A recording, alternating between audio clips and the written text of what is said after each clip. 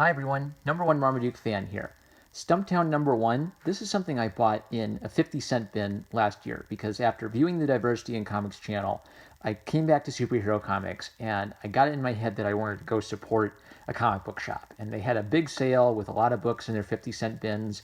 There was like a buy four, get one free deal, and the owner, because I wanted to buy so much, kind of nudged and winked and said I could add a few nice books to it too, and he'd give me a discount on the price. So this is something I just grabbed in a big stack of 50-cent bins, hoping to get some videos, hoping to get introduced to a lot of different comic series. So I didn't care who wrote it when I picked it up. It was almost free, and I noticed it's by Greg Rucka.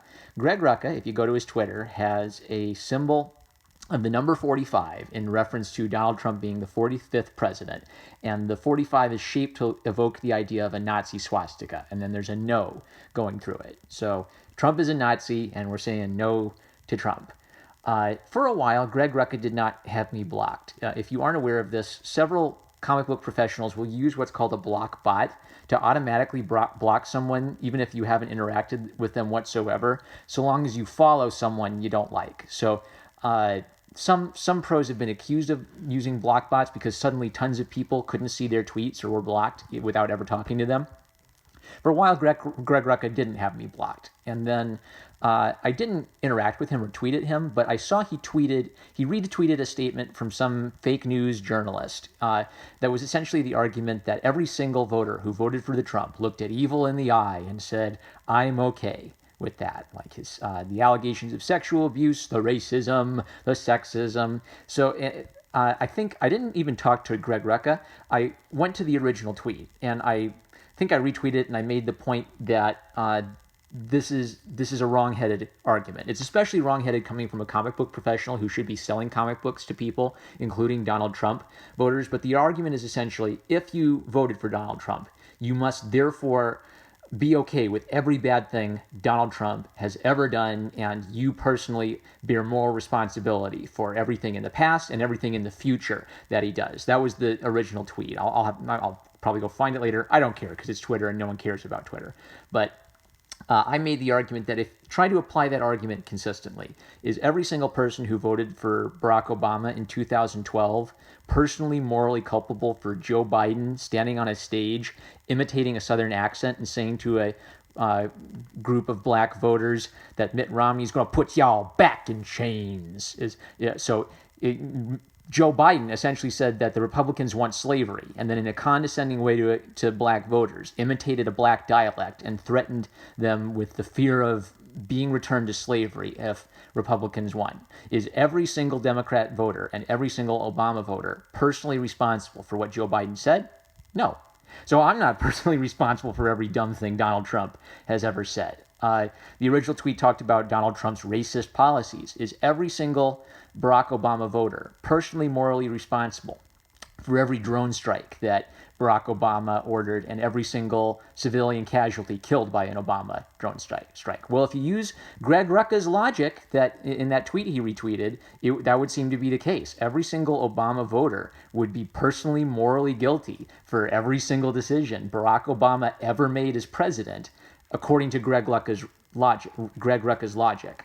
Not Greg Rucka's logic, but the tweet he retweeted to all of his followers without comment. So by retweeting that without comment, Greg Rucka was essentially saying, I agree with the sentiments of this quote-unquote journalist, this pretend journalist, and let all his comic fans know that if you support Donald Trump, I find you morally odious. I question the intentions and your moral intentions in voting for Trump. And just in case you were wondering if he had a more subtle viewpoint than that, if that's a misinterpretation of Greg Rucka's views, the Nazi Donald Trump symbol as his profile pic, I think that helps clarify a bit what Greg Rucka intended by retweeting that. So then I think I retweeted that and said, I essentially made that point. I said, by retweeting this, Greg Rucka is insulting every single comic book fan who might buy his books who is a Donald Trump supporter. And then suspiciously, a little bit after that, I see I'm finally blocked by Greg Rucka. Didn't interact with him directly, but I just mentioned his name and I mentioned the tweet. And suddenly I can't see Greg Rucka's tweets anymore. Well, that's interesting. Anyway, so it's too bad that I won't get to hear about new projects that Greg Rucka is working on, so I can decide if I, as a customer, want to support them. But I thought we'd take a look at The Case of a Cup of Joe Part 1 from the originally $3.99, but in the 50-cent bin because apparently not enough people cared about it for it to sell out, and it stayed unsold for a long time, and the comic book store eventually had to get rid of it. They had to get rid of it just to clear up space for new books. So it opens with this female detective trying a sip of coffee, and then she spits it out, and there's like this hipster coffee brewer who tells her it's Kopi Luwak, which is brewed by a little animal, a civet, eating beans and pooping them out, and then they wash it and turn that into coffee. And then she sort of lampshades that and says, oh, it's cat bleep coffee? Why didn't you tell me that? So we get about 2 or 3 pages with this very similar, look at this. Same stuff, little changes interposed, but mostly the same picture over and over again, talking about coffee beans that come out of a small animal's rear end. Okay, and then he sets up that this is very expensive coffee because it's so exotic, and he needs someone to go pick it up for him, and she's the tough, badass Supergirl to do it. And then she goes over and she sees her family, and this guy's got a tie-dye shirt, and this is weird. She introduces herself as Fuji? Okay, wait, this isn't the same girl. So this is one girl, and this is a different girl. Oh, I just got that. What? Okay, this is so weird. So this is not her. This is someone different who's like her sister or something, coming back home to visit, and then gosh, I didn't even realize how dumb that was the first time I read this. Okay, so then Private Eye Girl goes over to meet someone, and he asks her to steal a sample of the coffee for him, and he'll give her $10,000 and another $10,000 upon receipt. And then she says, no, I don't want to. And then he kind of ignores her and walks away. And she goes to the store and she sees a hipster, and the hipster throws shade at her for the coffee she buys.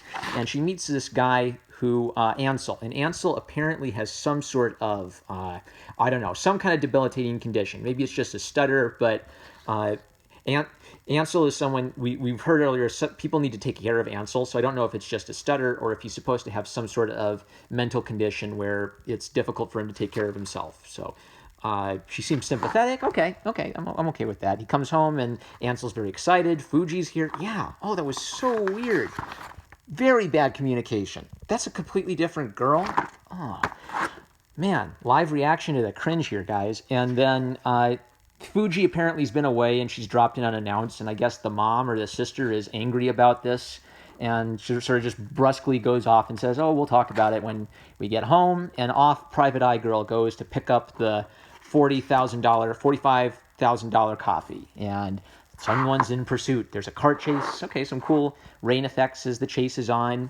And she cranks it, and then there's this 2-page spread of the water. That was kind of cool, the red coming down to this. And then they say bleep, and they almost run off the road, and they slowly look around, and then they look up, and there she is with her finger in her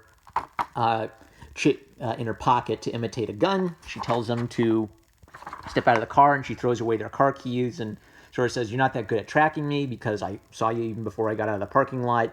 And I didn't have a gun. Good night. Because, it'd be very problematic for a female private eye to have a gun because that might promote gun culture. I mean, why would you want a gun and promote gun culture when you can brass it out and pretend you have a gun to get yourself out of dangerous situations with 2 professional criminals chasing you? So off she drives into the sunset. And my problem with this is half of a scene from a movie, essentially. This is about the first 8 minutes of a TV show. And so now I've got to ask myself, this was 50 cents, so maybe it wouldn't cost me $3.99, but is it worth $3.99 an issue to go find out the next part of this story? Do I want to support the work of Greg Rucka with $3.99 of my money per issue of Stumptown? Well, I did like Justin Greenwood's art. I mean, it was an indie style, but kind of expressive, painterly, a few little wonky panels, but pretty cool. I like Private Eye Mysteries, a little slow, but oh, that's right. Greg Rucka thinks I'm a Nazi. Nope. Sorry, Greg Rucka. I'm #1 Marmaduke fan, and this is the best book stand ever. I think that's literally what it's called. Bestbookstand.com, hashtag not a sponsor. Hey, bestbookstand.com, if you want to be a sponsor of this show, why don't you hit me up at NO1MarmadukeFan at gmail.com. I love you guys. Catch you later.